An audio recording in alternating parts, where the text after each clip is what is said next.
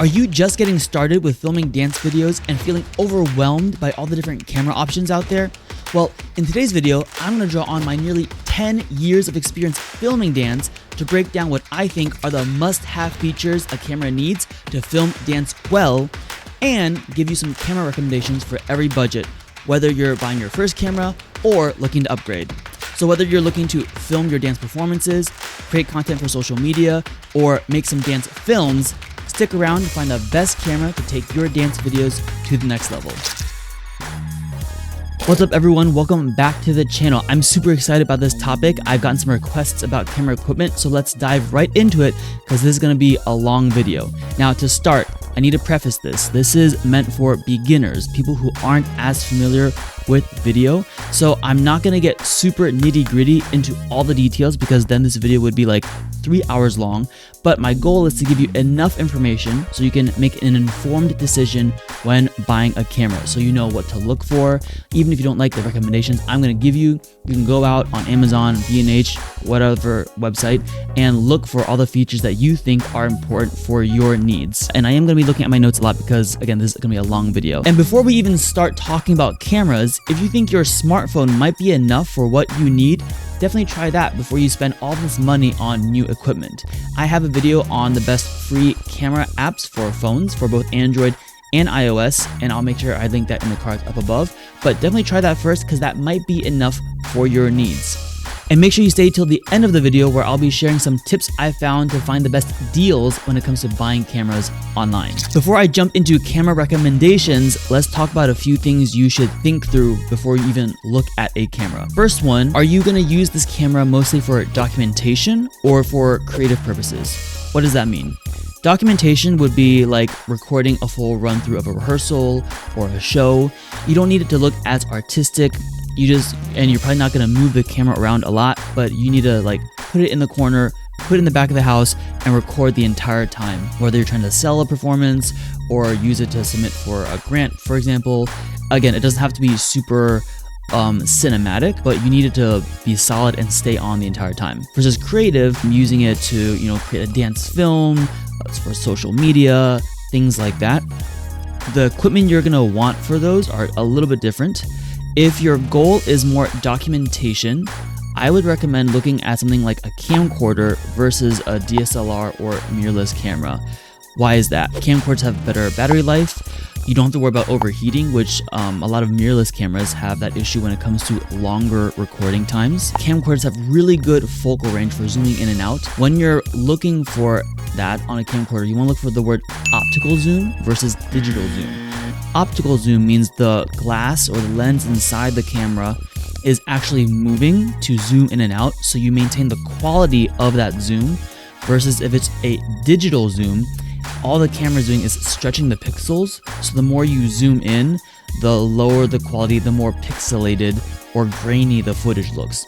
A lot of smartphones, for example, even though we have these multiple lenses, at the end of the day, we are digitally zooming after you get to a certain point, and so when you zoom in a lot, it doesn't look that great compared to when you were more zoomed out. Camcorders also have really good image stabilization, so if you do have to be handheld, for example, like say it's a site-specific work and you're trying to record it and you're walking around, it is much easier to have a more stable shot when it comes to camcorder. And in general, camcorders are just more user-friendly. They're a little bit simpler, and so you're not going to have as many settings and things to figure out or buttons to press. Even though camcorders do have a lot of options, it's not quite as complicated as a mirrorless or DSLR camera because, again, mirrorless DSLRs, they're built for camera and video, versus camcorders are really just video. Even though some of them have some photo capabilities, that's not really what they're built for. Now, some cons for camcorders to keep in mind is generally they have a smaller sensor, so they will probably do worse in low light situations. But even if it's a dance on stage for a dance performance, I wouldn't really consider that low light per se because you have stage lights. Low light would be like if you're outside at dusk or like in the evening, at night, things like that. Or like if it's really dark on stage, which can happen. Camcorders, you generally can't change lenses, and so you're kind of stuck with that focal range, although it's usually pretty wide and you can get pretty zoomed in, but you can't change it. And then the last thing is you can't really get a shallow depth of field. So for cinema, that's really important because that's what gets you the blurry background. But for these camcorders, you generally can't get that, so things don't look as cinematic. That's why if your goals are really more for documentation and that's your main goal, I would say go the camcorder route. But if you're trying to do dance films, anything more creative, anything that needs to look more artistic, I would say go the mirrorless or DSLR route. And actually, while we were talking about that, I used to recommend starting with DSLRs because they are cheaper than mirrorless cameras. Get your basics down and then upgrade. But nowadays, every camera company is pushing toward mirrorless, so I actually don't even recommend DSLRs anymore because all DSLR lenses won't work on a mirrorless camera unless you buy an adapter. So I guess in theory you could still upgrade later by buying an adapter. That's actually what I am currently doing. I have some older lenses that I've attached to my current mirrorless camera, but it's a lot of hassle. I think if you're really serious about investing in camera equipment, you should just get into a mirrorless system first and start there, because honestly mirrorless cameras have a lot more features that are helpful for video than DSLR cameras anyways, so I think it's worth that extra bump in price. If you decide camcorders are the way to go for your needs, here are a couple of my recommendations based off the research I did. All the links will be in the description below, and disclaimer, they are all affiliate links, so if you buy using the links below, it helps me out without adding any cost to you, so I appreciate it. And I haven't used any of these personally, but I did do a lot of research looking at the specs, looking at the recommendations. I'm not going to go into them too much because there are a lot of different ones for both this and the mirrorless cameras, but I do think these would all be great options. So let's start from the cheapest one and get to the most expensive one. First one is the Panasonic, so many letters, HC V770. This one I believe is actually discontinued because I could only find it used, but there were some really great reviews. If you look here, what I was saying about optical zoom, 20 times optical zoom, that's great. And there's actually someone in the reviews that said they use this for their kids' dance recital. That's cool. So this is a great, cheaper than $500 option if you need something simple to record your footage. Next up, also Panasonic, is the HC VX981K. Again, 20x. This one does also include 4K, which is nice, but it's at $797.99. The next one will be the Canon Vixia G50. Again, it has the optical zoom over here. It has 4K. Really, again, camcorders have really great image stabilization in general, so check out that one. Next one up, the Sony AX700. This one has, I think, the biggest sensor out of all the ones that I've talked about so far. It's a 1-inch sensor if you look down here. So the larger the sensor, and we'll talk about this maybe a little bit later in the video as well, the larger the sensor, the better it does in low light situations. Again, this is a more expensive camera, so it has a bigger sensor and has 4K, versus if you go back to our first Panasonic one, it's 1/2.3 inch, so it's not a full inch. So you'll see that will make a difference when it comes to low light situations. And with the 4K, it'll look sharper, look better, but also take more memory. So just keep that in mind. And now, I'm not expecting anyone to get this camera per se, but I had to include this one because it's been on my bucket list of ones I wanted to buy personally, is the Canon XF605. My friend Lindsay has the 705, which is the older version of this, and that's what she used at Bates Dance Festival for all the dance performances. It looks so good, but as you can see, it's kind of crazy. It's like prosumer, almost pro level now at this point, or they call it a pro camcorder. This one's actually cheaper than the 705, the older version, but has better features. I've used the 705 myself when I've had to document dance performances, and I loved it, and so I really think the 605 would be a great option, but again, it is much more expensive at almost $4,000. But I just had to give it a shout out because I want this camera so bad, but I should not. Before we continue, I do have to mention that whatever camera you get, whether it's a camcorder, mirrorless camera, DSLR, GoPro even, you're gonna have to understand some camera basics and lighting to really get the best picture. Don't expect to take it out of the box, put on auto, and get the best possible picture quality, especially for live performances where it's dark then bright and dark then bright, things like that. There is definitely going to be a learning curve with whatever gear you buy, but take your time. Definitely give yourself time to learn it before you have to use it. And if you have any questions, hit me up in the comments. Some other things to consider before buying a camera is what ecosystem are you buying into? Whatever brand you get, so assuming you don't have any cameras yet and you're buying your first one, if you are going to continue on with filming and getting more equipment, you're going to have to stay in that ecosystem. It's really hard to switch halfway from one to the other because Nikon lenses don't work on Canon cameras. Canon lenses don't work on Sony, well, unless you have an adapter, like things like that. So that's why I still have Canon. I started with Canon. I mean, I love Canon, don't get me wrong, but I have so much equipment or money invested in equipment that it would be a massive undertaking to sell everything and then buy new equipment, and it's just a lot of hassle. So whatever one you're gonna start with, just keep in mind you're gonna have to stick with them unless you're gonna really commit to selling everything and then buying new equipment later, which does happen. So then I guess that comes to camera brands and which brand is the best. Very controversial.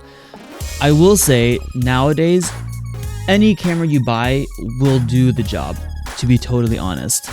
Cameras have gotten so good, it's really just nitpicking at this point. Every camera brand and every camera within that brand just has, one thing a little bit better than this. But what's really annoying is, I think they do this on purpose, there is no perfect camera. So you're always going to be tempted to buy the next one or a different one to cover some other thing that this camera doesn't do. But my general recommendations are, right now, in my mind, Canon and Sony are at the top when it comes to buying a camera for consumers and prosumers. I am a Canon shooter, so yes, I am probably a little bit biased. Sony has really come out of nowhere in the past 5 to 10 years. When I first started, Sony didn't even have a camera, I don't think. They were known for their TVs. Like back in my college days. It was really Canon and Nikon at that time. And out of nowhere, Sony started in the mirrorless game right away. And at first they were you had to really be into experimenting with this new format, but then they got really, really good. And now everyone else is trying to catch up to them when it comes to mirrorless technology. In my mind, again, I'm a Canon shooter, but if I were to start all over, I would probably go with Sony. Sony just has really, really good image quality. They have really good low light capabilities. They're always coming out with good stuff. I would probably recommend Sony, with Canon being a really close second. Now, the pros for Canon are it has a reputation for being really reliable, really durable. The ergonomics, I would say, are arguably better. I mean, it just feels better holding it in your hand with how they've molded the grip and stuff like that.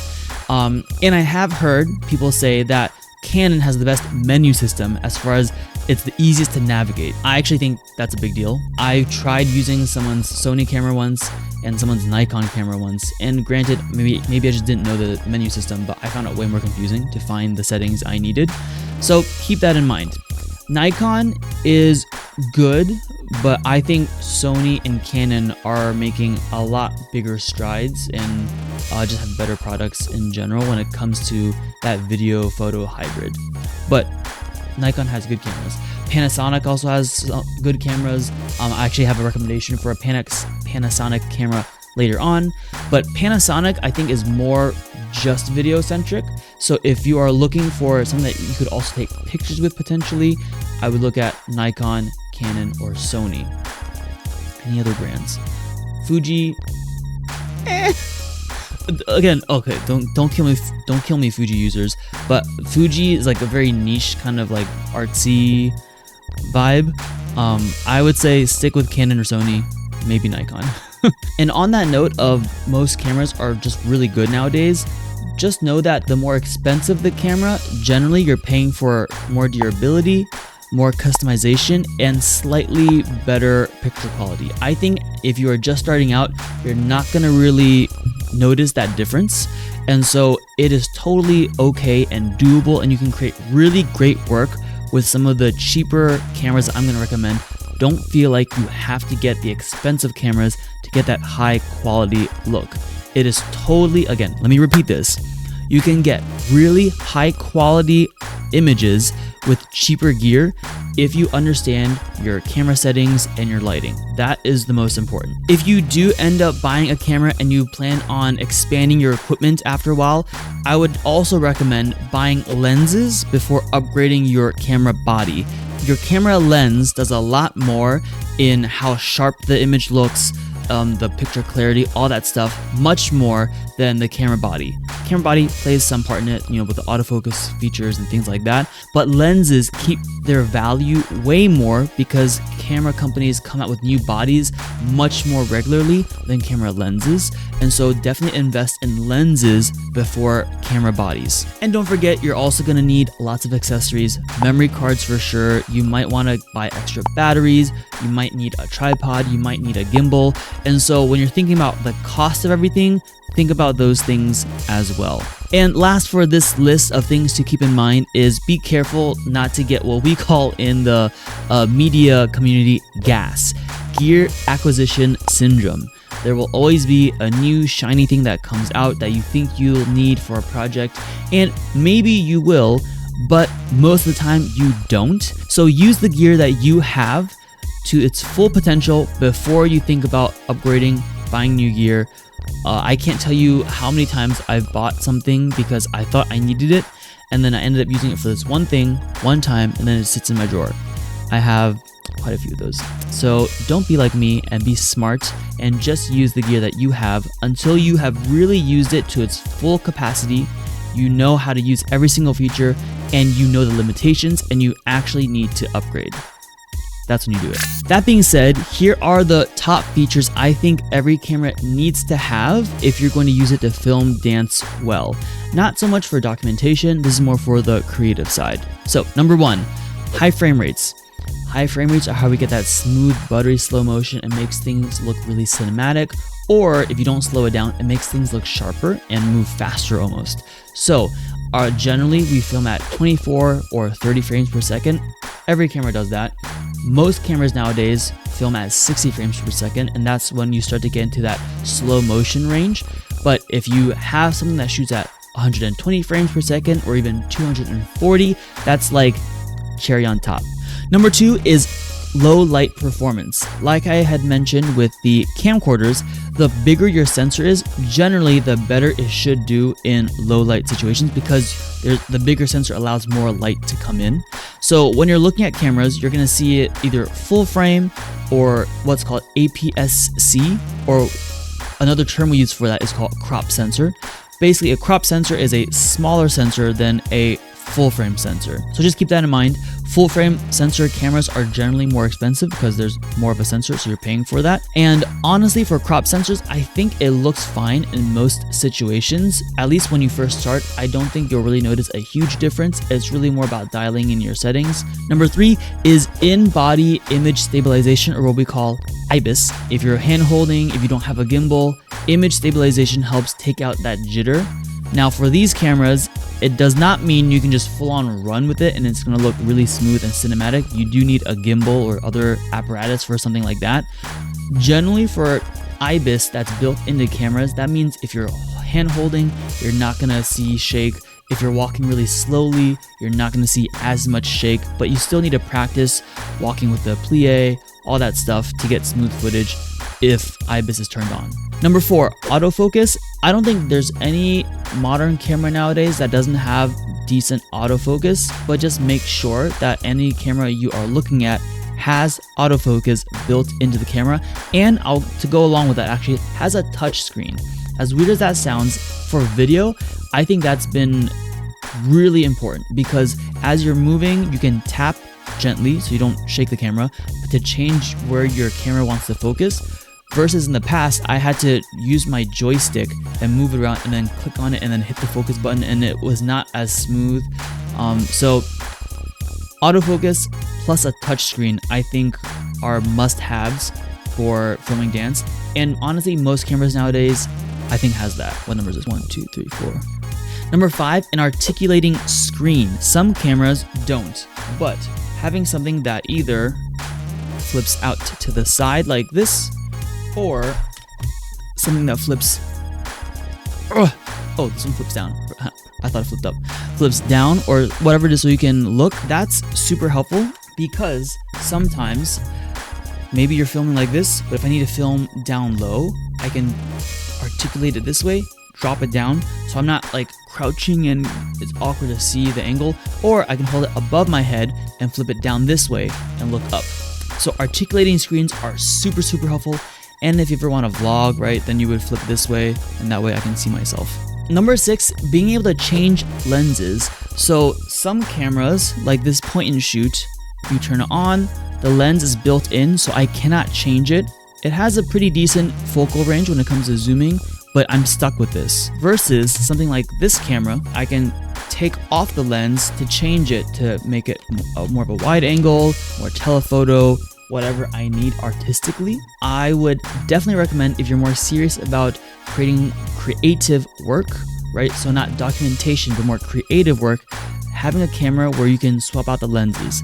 That also means you're paying for more lenses or renting more lenses, so that makes it more expensive. But as far as artistic look, you definitely want to be able to change out lenses. Some basic language you should know when looking at lenses are focal length, or how zoomed in or zoomed out you get. It's measured in millimeters. The lower the number, the wider the lens. So for example, a 16 millimeter is much wider than a 24 millimeter or a 70 millimeter. So the higher the number, the more zoomed in or the more of a telephoto lens it is. For a wide angle lens, or wide, I would say anything lower than like 24 millimeters, I would start to consider wide. Mid-range would be like 24 to 70-ish. And then anything higher than 70 or like 100, that gets into the like telephoto range. Kit lenses often are more in the mid or wide angle range, and those are great to start with. And I personally recommend wide angle lenses for filming dance, unless you know you're gonna be like in the back of the house or really far away outside somewhere and zooming in, or you have to get, you know, closer in from the back of the house. Because wide angle lenses are just much more versatile. If you're in a tight studio, if you're in a site specific space, you can cover more with a wide angle lens. And also when you get closer to the subject with that wide angle lens and still see the whole body, it just feels more intimate. And honestly, it's easier to keep dancers in frame with a wide angle lens. If you're really zoomed in from far away, the moment someone moves, they're out of frame and it's a lot of work to keep them in the shot. Versus a wide angle lens, you see them move and it's easier to kind of keep them centered or wherever else you need them to be. The other thing to keep in mind for lenses is every camera company does this, so it's not specific to Canon, but I'm going to use them as an example. But different cameras have different mounts. So not every single lens from Canon will work with every single camera in Canon, if that makes sense. I'm not going to get too much into that. Just do your research to make sure the lens you use works with the camera. Generally, any full frame lens or any lens that works with a full frame camera will work on a crop sensor camera, but it's not always reversible. So just keep that in mind. Also, for example, Canon has their L series versus their, I don't know what they call the other series, STM, I think. L is like the premium one versus STM is more prosumer or amateur or budget-friendly version. And so you might have the same focal length, but the L series is much more expensive because there's more glass, it looks sharper, all that stuff. So just keep that in mind if you are looking for lenses.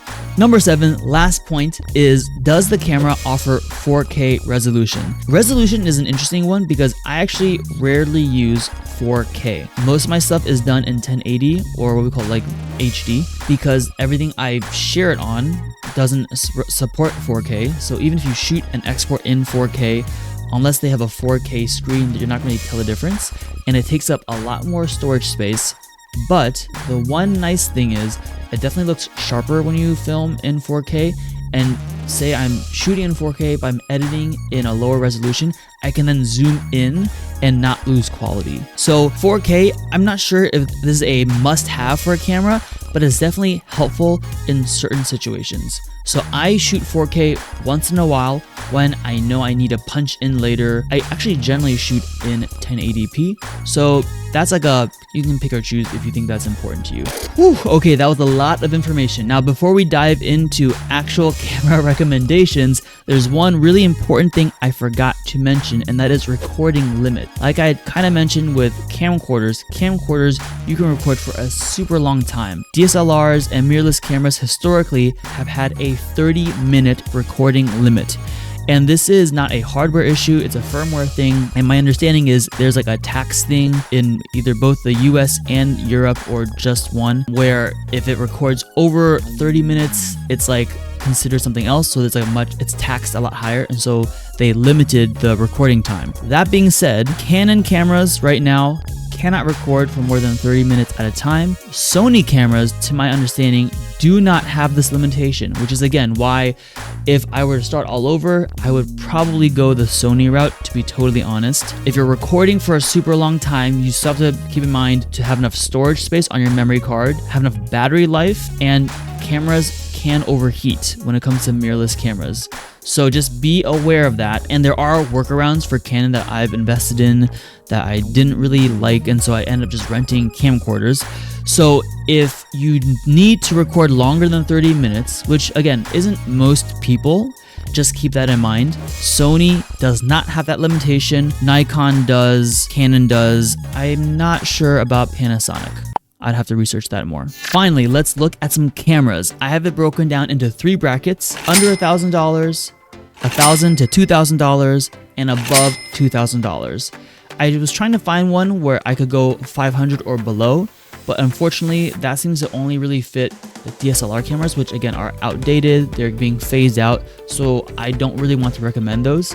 So instead, I'm going to try and find you the cheapest mirrorless versions, not versions, alternatives. First up in the under 1,000 category is the Sony Alpha ZV-E10. You'll notice it does say APS-C, so it's that crop sensor camera.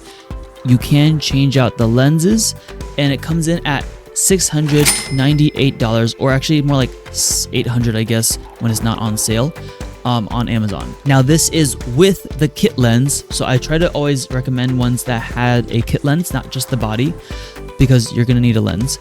This kit lens is 16 to 50 millimeters, so that's on the pretty wide to like kind of mid-range. So that's actually a really great starting focal length. You can get super wide and you can get tighter for those more intimate shots. That's a great range to start with. And again, Sony, highly recommend them. Now I have to throw in Canon because again, I'm a Canon shooter. The Canon alternative to that would be, or a similar camera would be the EOS R50. Again, it's mirrorless.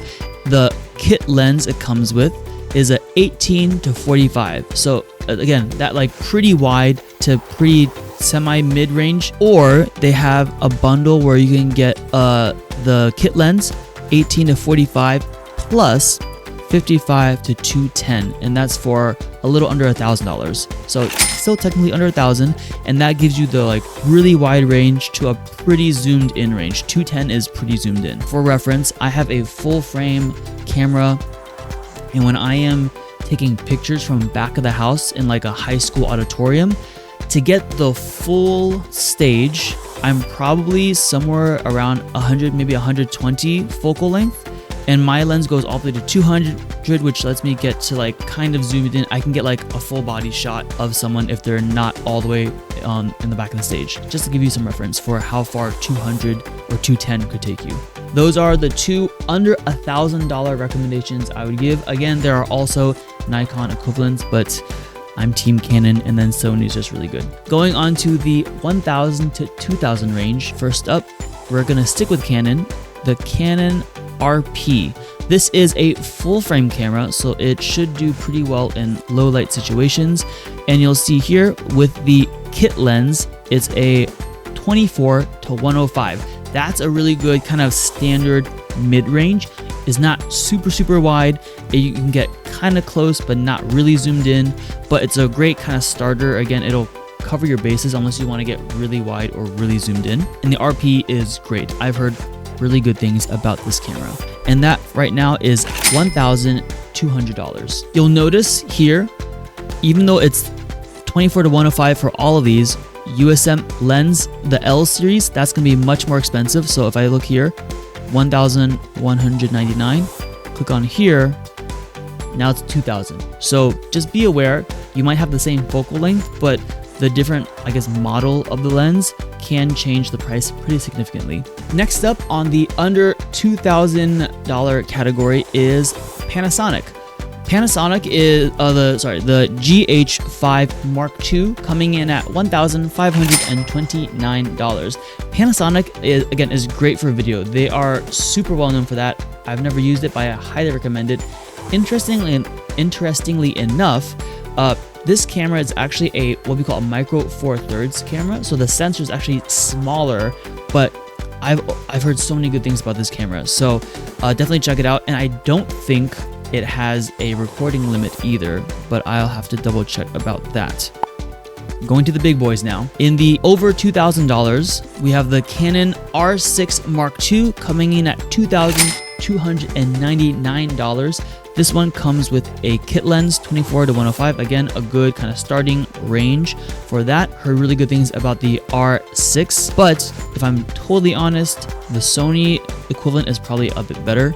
The Sony Alpha A7 Mark IV coming in at $2,498 as of this recording. Again, Sony doesn't have that record limit. The colors are great. This is full frame. You can change out the lenses. This is an amazing camera that I've heard only good things about.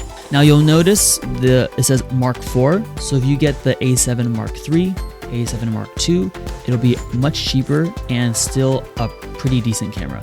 I don't know if I go with Mark II, maybe like Mark III. Those are the cameras I would recommend for every price bracket. I hope you found that helpful. If there's a camera that you think should have been on this list and that I did not include, definitely let me know. Now, if you do decide to buy gear, here are some ways I've found to make it a little bit cheaper. Number one, buy used or refurbished. So going on eBay, Facebook Marketplace, Amazon. Just be careful if you do like eBay or Facebook Marketplace, you can't always guarantee the quality of the equipment. If you do it through the camera manufacturer, so for example, I'll go to Canon's website and look at their refurbished page once in a while. Anything from them, it's basically like brand new. They have to say it's refurbished because it's not technically new, but they put their equipment through a lot of testing before they can sell it, so it is basically like brand new. Number two, wait for deals like Black Friday, Memorial Day, Labor Day, New Year's. I always wait for either Black Friday or New Year's personally when it comes to bigger equipment purchases, because I found those tend to be the best deals. Now, if you do buy on Amazon in particular, I definitely recommend using a website like Camel. You can put in a link to whatever you're trying to buy, and it will tell you kind of the price history, because I think sometimes sellers will jack up the price so that way their quote-unquote deal on Black Friday is just the regular price. So use something like Camel to make sure you're actually getting a good deal before you buy it. Number three is to rent or rent to buy. I use a service called Lens Rental, and I love them when it comes to needing to rent equipment. Whether I'm testing something out, I want to try it before I buy it, or I need something but I know I'm never going to use it again. So I've rented lenses from them, I've rented lighting from them, I've rented easy rigs or like a stabilizing vest from them before, and they actually have an option to put your rental fee towards buying the equipment for certain pieces of gear. So that's also really cool. If you think you like it enough, you can rent it a couple times, and then I think that fee goes towards just purchasing the equipment outright. So if you're interested, check them out. I do have like a discount code, so if you use it, you get $25 off, and I get $25 off my next rental. So, you know, help you out. It's not an affiliate link. Literally anyone that has an account with them has this discount code. And lastly, number four, like I mentioned with the Sony A7, try buying an older version of the camera. So for example, my current camera is the Canon R5 Mark I, and they are about to come out with the Mark II. So if I were to wait until the Mark II came out, I could probably get another R5 Mark I at a much cheaper price. A reminder, before you even look at buying new camera equipment, think about what you already have, whether it's your smartphone or an older camera, and see if that has what you need before you invest all this money into equipment. But again, like I said, if you have questions about specific gear that I did not cover or a feature that you don't understand, please leave a comment, let me know, or email me right here and ask, because I love talking about gear. Honestly, I avoid it because then I start looking at gear and then I want to buy gear, and I don't want that gas, like we talked about, that gear acquisition syndrome. But I love talking about specs and all that stuff. But if you think your smartphone might be enough, check out my video on the best free camera apps, because I think that is super helpful and honestly enough for what a lot of people need. Last thing I'll say for this video, like I said in the beginning, it doesn't matter if you get a camcorder or a camera or even stay with your smartphone. If you don't understand the basic camera settings and lighting principles, your picture quality won't look as good as it could be. So make sure you like this video, subscribe, and hit that bell icon, because I am planning on dropping more videos in the very near future talking through all those different settings and principles, so that way you can use the equipment you have to the best of its ability. Thank you again for watching, and I'll see you next time.